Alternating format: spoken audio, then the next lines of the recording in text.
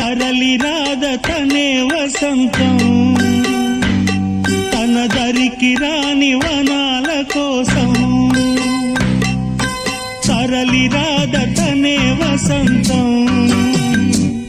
తన దరికి రాని వనాల కోసం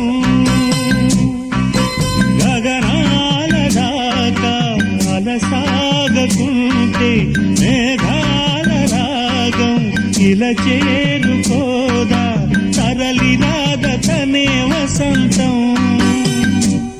తన దరికి రాని వనాల కోసం